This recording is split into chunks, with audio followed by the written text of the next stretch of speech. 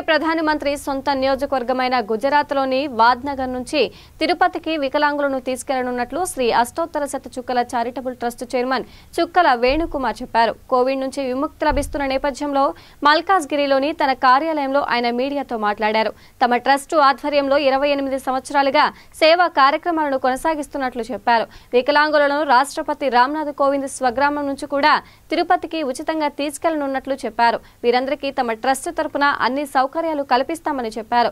AP ముఖ్యమంత్రి జగన్మోహన్ రెడ్డి స్వస్థలమైన ఇడుపులపాయ, ముఖ్యమంత్రి కేసీఆర్ స్వస్థలమైన చింతమడక గ్రామాలకు చెందిన దివ్యాంగులకు శ్రీవారి దర్శనం కల్పిస్తామన్నారు.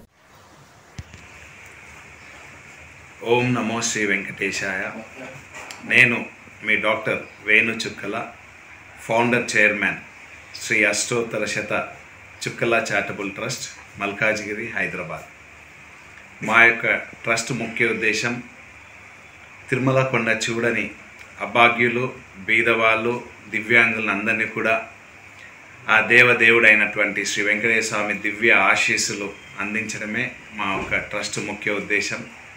దీంట్లో భాగంగా ఇరువరకే చాలా ట్రిప్స్ తీసుకెళ్ళి ఆ వెంకటేశ్వర స్వామి దివ్య అనుగ్రహాలు ఇప్పించి తీసుకురావడం జరిగింది. కోవిడ్ మూలంగా అక్కడ దర్శనాలు లేవు కాబట్టి, దివ్యాంగులకు లేవు కాబట్టి గత సంవత్సరం నుంచి మేము తీసుకువెళ్ళడం లేదు. సో ఇప్పుడు కొంచెం ఫ్రీ అవుతుంది కాబట్టి మేము డిసెంబర్ 27 రోజు వాద్నగర్, గుజరాత్ జిల్లా, అంటే మోడీ గారి స్థలం మోడీ గారి జన్మస్థలం నుంచి ఎవరైతే కొండ చూడలేదో వారి ఊరు నుంచి, వారి జన్మనిచ్చిన ఊరు నుంచి దివ్యాంగులని, అదేవిధంగా చూడని వాళ్ళని, అదేవిధంగా కొంతమంది వాలంటీర్స్ తీసుకొని నా యొక్క 300 సోపాన పాదయాత్రలో భాగంగా 300 మందితోని నడు వెంకన్న కడకు అనే ప్రోగ్రాంతో మేము వెళ్ళడం జరుగుతుంది. ఆ యొక్క ప్రోగ్రాంకి అందరు కూడా సహకరించాలని, అందరి ఆశీస్సులు ఉండాలని, ప్రతి ఒక్కరు ఆ దేవుణ్ణి కోరుకొని మా యొక్క ట్రస్ట్ మీద ఆశీర్వాదం ఉండాలని ఈ సందర్భంగా తెలియజేస్తూ, అదేవిధంగా అంటే మేము ఈ ప్రోగ్రాం ఎందుకు వాద్నగర్ నుంచి ఎందుకు పెట్టామంటే, అక్కడి నుంచి పెడితే ఏంటంటే ఈ మొత్తం భారతదేశాన్ని అందరూ కూడా తెలుస్తుంది. నేను అక్కడి నుంచి ఒక మెసేజ్ ఇవ్వబోతున్నాను.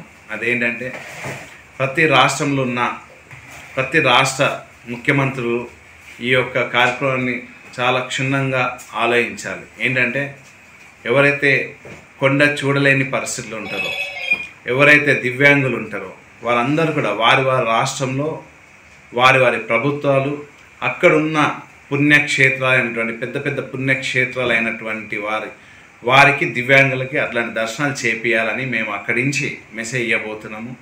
అదేవిధంగా ప్రతి పౌరుడు వారి గ్రామంలో నుంచి ఒక దివ్యాంగుడిని ఆ దేవుడి దర్శనం చేపియాలి.